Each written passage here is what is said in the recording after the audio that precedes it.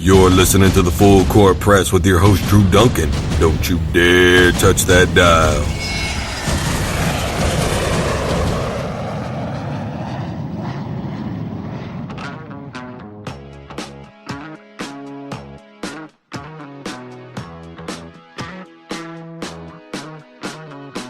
Tell you what we're not going to talk about today. We're not going to talk about Floyd Mayweather and Conor McGregor. It's not going to happen. It's not because I'm not interested. It's because, honestly, a couple weeks ago, when they first broke the news about this fight, I already gave my opinion on it. And I didn't upload it onto here, but I tell you what, I'll re-upload it. That way everybody can have an opportunity to listen to my opinion if they want. Don't worry, there's going to be plenty of chances between now and August 26th to talk about this. But the weekend of August 26th has something else going on that you may be interested in as well. And that's really what I want to talk about today, folks. College football, SEC media days going on. We're getting closer and closer every single day to my absolute favorite sport in the world, and that is college football. And the one thing that's really stood out to me during the SEC media days over the last day or two that it's been going on is my guy, Ed Orgeron. Ed Orgeron is far and away one of my favorite coaches in all of NCAA football. And I'll tell you the reason is because of what he did at USC. When Ed Orgeron was with the Trojans, not only because they won did Ed Orgeron impress me, but it was the way that the players responded to him. Those kids at that time, they really wanted him to stick around. They didn't hire him. We saw the result. Now, of course, this year, a lot of people were talking about USC and Donaldson and all that, and that's great. But in the meantime, they have continued to struggle. And I think they would already be where people think they are now had Ed Orgeron stuck around. I know that in previous coaching positions, and that was the thing that really bothered me, right, was everybody wanted to bring up him, the incident with him taking his shirt off, the way that he used to yell at the players on the sideline. Can we just accept the fact that that was many years ago and that people evolve and change? I think my favorite quote to this point in SEC media days has come from Ed Orgeron when he said, "I made it a choice to treat every player as if he were my son." Now that's saying something, folks. You know, I even saw one reporter who said that he wanted to see the, quote, old Ed Orgeron back on the sideline, yelling and screaming and hollering. You know, there's been a lot of coaches over the years that have taken that. They've taken that stance that if I yell loud enough, my guys will respond to me. So you might remember a guy named Bobby Knight eventually just didn't work out anymore. Now, I'm not taking away any success that Bobby Knight had because he was a tremendous success in college basketball. But not everybody responds to that kind of criticism. That's why you have a coaching staff. Because there are coaches that know how to light a player up that needs it. There are coaches that know how to talk to a guy calm if he needs it. The head coach has to be a little bit of everything. You know, Tony Dungy, when he coached Indianapolis Colts, one of the things that his guys said about him was every single season, the first thing that he would do when he held the first team meeting was he would tell everybody to sit down and they better be quiet because this is the loudest he was going to talk all year long. You don't have to, quote, light a fire under somebody's ass every single time just to get them to produce on the field.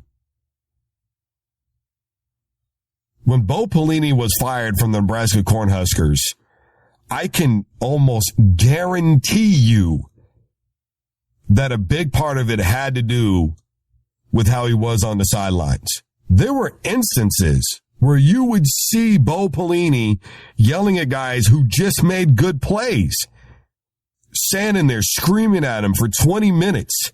There's stuff going on the field. You can't have a guy that's just going to be that way all the time. I'm not saying that coaches don't get frustrated. I'm not saying coaches shouldn't get mad. I'm not saying any of that. I'll never forget Pee Wee football, my first year, getting screamed at and yelled at and cussed at. I'm talking about Pee Wee football, guys. I was able to handle it, but not everybody on the team was. That was Pee Wee football. But you know, the main thing about it is Ed Orgeron also said, I can't treat everybody like they're defensive linemen. You can't treat a quarterback like he's a defensive lineman. See, a defensive lineman has to have a little snarl to him. Defensive lineman's got to make a little noise when he's down there. He's going to run his mouth a lot. He's got to be physical. What happens between the trenches are things that I can't even begin to speak to you about because it'd be inappropriate for this setting. But not everybody can be talked to in that same manner. It's just the way that it is. Ed Orgeron's learned those lessons, and he's changed himself and his approach to the game. And it's obvious because the players have been responding to him. You guys know the situation. He didn't step into the best of situations at all last year. Les Miles was fired after a 2-2 season. It was left up to Ed Orgeron to take the reign from a guy who had been to a national title game. It was up to Ed Orgeron to step in and fill the shoes of a guy who's had more NFL draft picks than any other coach in the country. It was up to Ed Orgeron to step into one of the winningest coaches in all of LSU's entire history. You think that was easy? But he comes in, he goes 6-2 the rest of the way. They win a bowl game, and by the way, they played against Lamar Jackson and the Louisville Cardinals. Lamar Jackson was no big deal last year. He just had over 4,500 yards of total offense by himself. Over 3,500 passing and over 1,500 yards on the ground for Lamar Jackson. He didn't get 200 yards of total offense against the LSU Tigers. I think Ed Orgeron has more than proven himself as a head coach right now. And everybody wants to know who's the second best team in the SEC. And everybody's going Auburn, Auburn, Auburn. Folks, I'm telling you right now, the LSU Tigers are not playing around. Leonard Fournette may be gone, but Leonard Fournette had a lot of issues last year. Leonard Fournette had difficulty in the big game getting yards on the ground. And he's got another kid coming in that, by the way, in that bowl game had over 130 yards on the ground by the name of Darius Juice. They're going to modernize the offense with a new offensive coordinator, a guy coming out of Pittsburgh, Danny Etling. And you're going to see some basic offense, but you're going to see a lot of motion offense. Kind of picture a combination of old school football with the Houston Oilers run and shoot offense from back in the day. But a lot of guys going in motion, a lot of isolation plays, but you're going to see some fullback in there as well. You see, that was the criticism on Les Miles. He just wasn't willing to modernize the offense. And Les Miles wasn't the only guy who had that criticism, was he? Old Nick Saban in Alabama, who, by the way, appears to still be a little bit sour about the loss to Clemson, was criticized for not wanting to modernize his offense. Well, he brings in Lane Kiffin, and look at the success that they've had. Of course, they won't have Lane Kiffin this season. He's moving on, and he's going down to Florida Atlantic. Another reason why I think the LSU Tigers could be successful this year. Granted, doesn't seem like Nick Saban ever really loses a step, at least not recently. But folks, I'm going to tell you something. The fall from the top is twice as hard. You see, once you're there, you have to work twice as hard to keep it. And Alabama's been on top for a long time, and I think Ed Orgeron and company are looking to change it. You got to remember that Ed Orgeron is a defensive guy. Part of the reason why they were able to stifle Lamar Jackson and company. Let me give you a little perspective about that game against LSU. They sacked Lamar Jackson 8 times in that game. Louisville's team leader in sacks for the whole season has 8. Now, granted, it was team sacks for LSU, but they had 8 team sacks in one game, and one guy from Louisville had 8 sacks all year long. I really think that the LSU Tigers this year are the team to look for in the SEC West. I really do. I think it's time for a regime change. Yeah, and whether or not the SEC is as strong or as weak as before or now or whatever, if it was overblown during the BCS era, I'm not really going to get into that. I think the titles speak for themselves. Was it kind of a travesty that we had two SEC teams in a BCS bowl game when the LSU Tigers played Alabama? Yeah, I think so. Do I think that there were times when other teams could have probably got in over an SEC team? Yeah, of course I do. But they're not the only ones that were given favor. You may recall Oklahoma, when Bob Stoops was still there during the BCS era, getting blown out by Kansas State in the Big 12 championship game. What was it, 35-0? Wasn't that the final score? Still got a bid to the BCS title game. Favoritism has not been all SEC. We haven't seen two SEC teams yet in a single playoff, and I don't think that we're going to see it anytime soon. And I think that a lot of the coaching changes have been good for the SEC. Wayne, Orgeron. But the bottom line is I think Ed Orgeron and the LSU Tigers are the team to look for this year in the SEC. I know a lot of people are making their projections 9-3, 5-3 in the SEC. Their schedule is this, their schedule is that. Look, I'm a Syracuse guy. And I'm going to tell you right now, the game to look for in their first few games is against Syracuse. I know people are going, dude, you're crazy. I'm telling you right now, Eric Dungey is a phenomenal quarterback. And if they can deal with Eric Dungey, then they can deal with you-know-who when they've got to go to play Alabama. That's why that's the game to look at. Because at the end of the day, when you see a similar quarterback in certain situations, that's usually the test of how you're going to be able to play against other quarterbacks. Well, Andrew, you just talked about how they dominated Lamar Jackson, and I don't think Eric Dungey is near the player that he is. Okay, that's fine. But this is a new season. At the end of the day, what's done is done. What's now is now.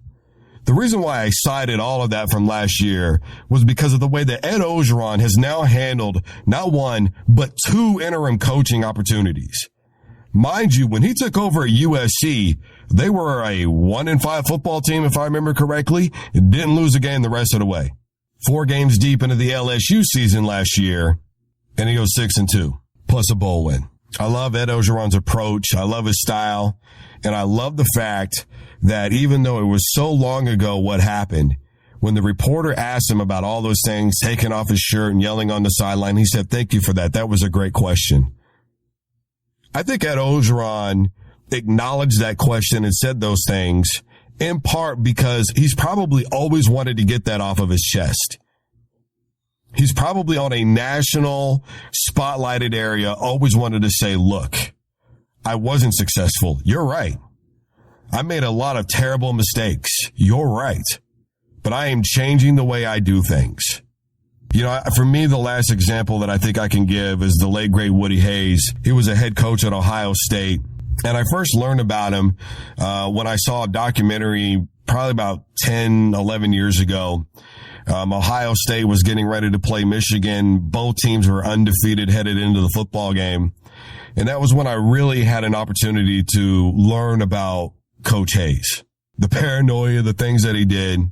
But his obsession with football and the way that he was on the sideline ended up being his demise because in the last game of his career, a running back from the opposite team, was able to get a first down. Had Ohio State made the stop, they probably would have got the ball back with an opportunity to win. It didn't happen. The kid ended up going out of bounds on the Ohio State sideline. Coach Hayes grabbed him and hit him over the head. And that was it, folks. You can't live like that forever. And I'm glad that Orgeron has made the decisions and choices that he has.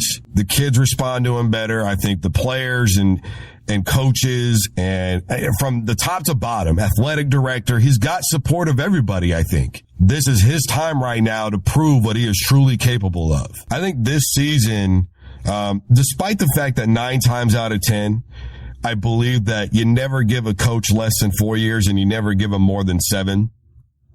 I've lived by that for a long time with recruiting and the way things have changed and scholarships and trying to get your players that you need for your system. But given the success that he had last year, I think that this is going to be a defining season for Ed Orgeron.